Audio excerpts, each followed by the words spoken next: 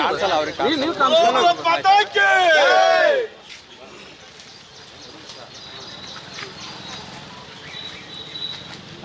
ಮೂ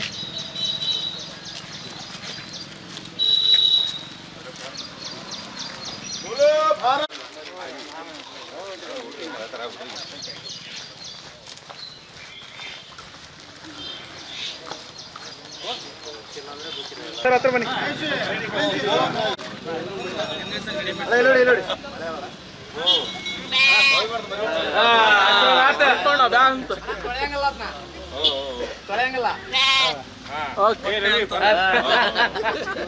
okay okay okay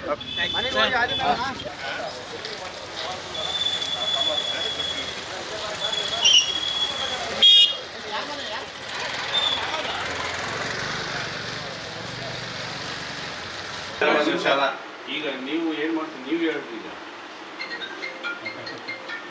ಅಲ್ಲ ಜೊತೆ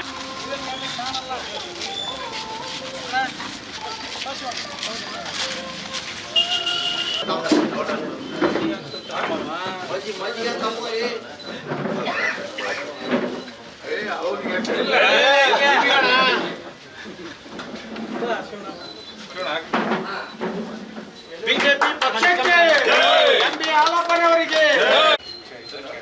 ನಾಮಿನೇಷನ್ಗೆ ಭಾಗವಹಿಸಿದ್ದು ನಾನು ಎಸ್ಪೆಷಲಿ ಆಲ್ರೆಡಿ ನಾನು ವಿನಂತಿ ಮಾಡೋದೇನಂದ್ರೆ ಎಲ್ಲ ರೀತಿಯ ಅಧಿಕಾರವನ್ನು ಶಾಮನೂರು ಮನೆಗೆ ಕೊಟ್ಟಿದ್ದೆ. MP, MLA, ಮಂತ್ರಿ ಇಲ್ಲಿ ಏನೇನು ಬೇಕೋ ಅವ್ರಿಗೆಲ್ಲ ಮಾಡ್ಕೊಂಡ ಒಬ್ಬ ಸಾಮಾನ್ಯ ಬಡ ಕುಟುಂಬದವ್ರು ಏನಾದ್ರು ಗುರುತಿಸಿಕೊಟ್ಟಿರ್ತಕ್ಕಂಥದ್ದು ಅದು BJP ಪಕ್ಷ. ನನಗೆ ಕೊಟ್ಟೈತಿ, ಅಜಯನೂ ಕೊಟ್ಟೈತಿ, ಶ್ರೀನಿವಾಸ್ ತಾಸ್ಕರೆ ನಾವು ಯಾರು ಗೆಲ್ಲಕ್ಕಾಗಿಲ್ಲ. ಈ ಸತಿ ಭಾಳ ಒಳ್ಳೆಯ ವಾತಾವರಣ.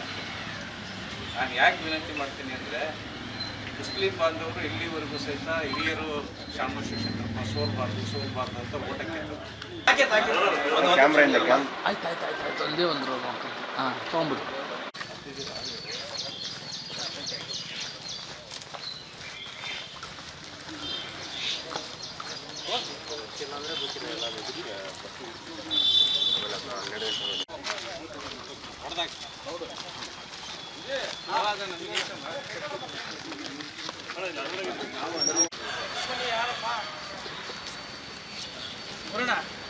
ರಮೇಶ್ ಗಣಪರ್ ಲೇಟ್ ಮಾಡೋದು ಅಲ್ಲಿ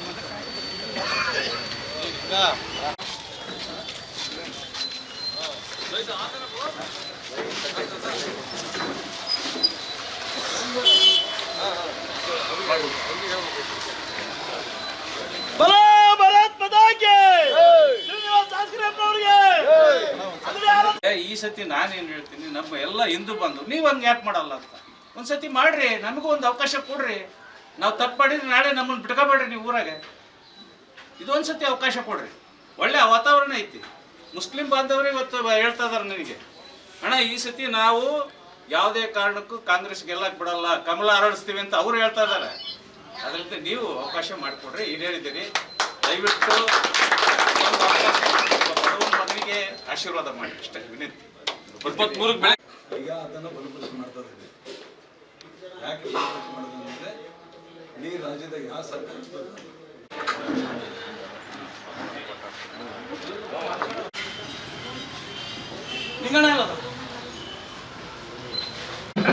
ಯಾರೇ ಕೇಳಲಿಲ್ಲ, ಹೋದ್ ಸರಿ ಮಾಡ್ದಂಗೆ ಮಾಡಂಗಿಲ್ಲ.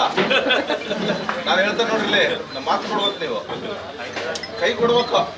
ಅಂದ್ರೆ ಕೈ ಕೊಡೋದಂದ್ರೆ ಹಂಗಲ್ಲ. ಅಲ್ಲ, ನೀವು ಡಬಲ್ ಅರ್ಥ ಆಗ್ಬಿಡುದು.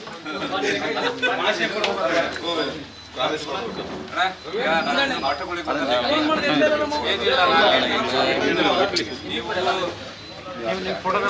ರೀತಿಯ ತ್ಯಾಗವನ್ನು ಮಾಡಿದ್ದೀರಿ ಶಾಮನೂರು ಫ್ಯಾಮಿಲಿ.